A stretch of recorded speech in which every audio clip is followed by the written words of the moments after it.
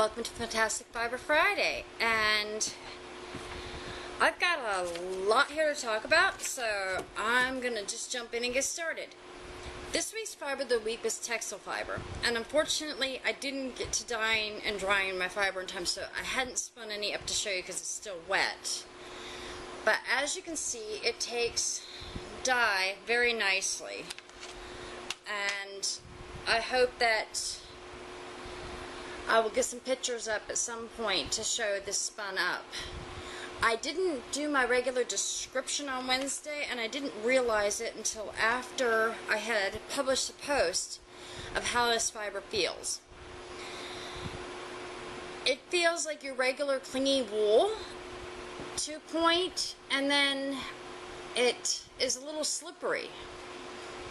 It's almost as slippery as a superwash, but not quite. And I wrapped some around my neck for a while and wore it, and it definitely has, this is not on the softer side, this definitely had a prickle, and I wouldn't want it made into anything that was going to go around my neck or next to my skin, but maybe some mittens wouldn't be so bad, or some sort of outerwear, but nothing right next to the skin. It definitely had a prickle, and it was definitely a little bit uncomfortable against my neck.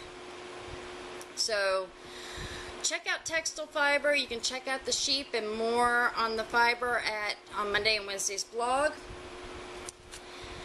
And now we're going to move on to knitting. And as you can see, I'm wearing a shawl today. This is my silver. I haven't weaved in the ends yet, but I did block it. It turned out absolutely beautiful. I'm quite warm, so I am going to take this off. But it turned out quite lovely, and it showcases this yarn beautifully. So if you have a nice tonal or a multicolor yarn that you want to showcase, this pattern will definitely do that for you. I love the simplicity of it. It's basically just all knit and purl. And this is one I'm going to be wearing quite frequently, which is not today because it's a little warm. I started my color affection shawl. I don't know how well you can see this, but I started out with my brown that I had spun up, and this is the North Ronald Say fiber, and then I blended it with some commercially done sock yarn, and then I dyed it myself the color I wanted. And then my third color is going to be the North Ronald Say blue. So I think they will look really, really good together. But I did get myself started on that. Now I want to show you a new product that my friend Nicole over Darn Good Yarn is kind of having me test out. This is a pulled silk yarn. It is quite soft and lovely, and is super soft. And so I did up a little swatch on some size 10 needles, and I'm thinking that this yarn would look really good in a moss stitch. I'm going to do something textured with it, maybe a cowl or something. It's definitely really soft. I will love wearing this. To take the best care of this yarn, she suggests that you dry clean or dry elle it, because it is 100% silk.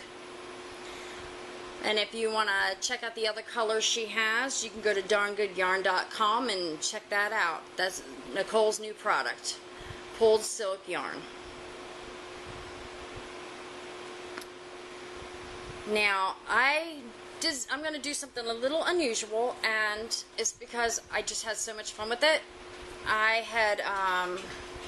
I read the Craft Test Dummies blog, and they had done this cute little project with washi tape and Altoids tins, which I use a lot of for holding my different supplies for my sock machine and whatnot.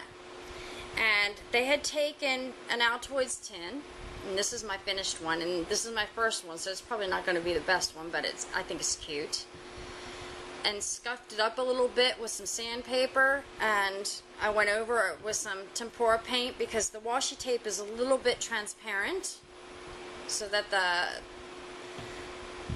Altoids design wouldn't come through. And then I put washi tape over it, and I think it'd be kind of neat to get some diagonally striped washi tape and match up the diagonals. But for this I just got flowers, and I covered it in the flowers and then put a little ruler piece over, and I found some little sticker decals in the scrapbooking section of the store and put a little decal there, and then I Mod Podged the whole thing. And I just thought this was the cutest idea to make something that's very mundane just look really adorable. So I will put up the link to how they did this and all the steps. And thank you, Craft Test Dummies.